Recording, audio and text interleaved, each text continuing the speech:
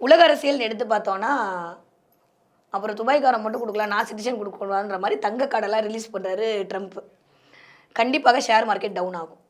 ஷேர்ல invest பண்ணும்போது ரொம்ப கவனம். இப்போ மட்டும் இல்ல. நான் இத 1 1/4 வருஷமா கூவிட்டு இருக்கேன். கும்பத்துல ராகு இருக்கும்போது ஷேர்ல இன்வெஸ்ட் பண்ணாதீங்க. கும்பத்துல ராகு இருக்கும்போது ஷேருக்குள்ள போகாதீங்க. எஸ்பெஷலி கும்பராசிக்காரங்க பின்ன ஏடிஎம்ல இருக்க 3 நம்பர சொல்லவே சொல்லாதீங்க. அடிச்சு கேட்பாங்க. அப்பயும் சொல்லாதீங்க. நான் சொல்லிட்டே இருக்கேன். ஆன்லைன் ஸ்கேம்ல மாட்டுவீங்க. பட் ஸ்டில் இன்னும் நீங்க நோட் பண்ணல. இப்ப நம்ம 1ஆம் தேதி ஆரம்பிச்சிருக்கோம். இந்த வருடம் முடியறதுக்குள்ள மிகப்பெரிய உலகத் தலைவர்கள், இல்ல மிகப்பெரிய உலகத்துல நம்ப தெரியக்கூடிய பிசினஸ் மேன்கள் ஆன்லைன் ஸ்கேம்ல மாட்டுவாங்க. அது நடக்கும். இவ்ளோ பெரிய தொழிலதிபர் அத பண்ணிட்டாரு, இவ்ளோ இதா சீப்பா நடந்துக்கிட்டாருன்ற மாரியான விஷயங்கள் அதுக்குள்ள வரும்.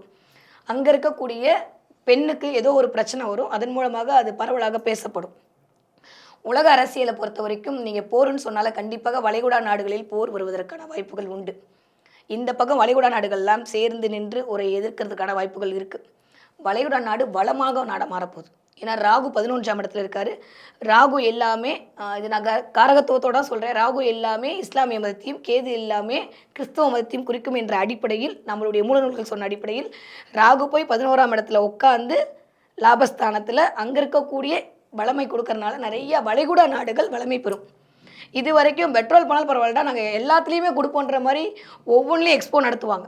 துபாயில ஒரு மிகப்பெரிய ஒரு அமைப்பு இருக்கும். சவுதியில பெண்கள் போனாலே பர்தா போட்டு போகணுன்ற நிலைமை, இல்ல பெண்களுக்கு இப்படிதான் இருக்கணுன்ற மாரி அவங்க வச்ச செக்ல இருந்து இப்ப தகர்த்துருவாங்க. சவுதியில சட்டங்கள் தகர்த்தப்படும்.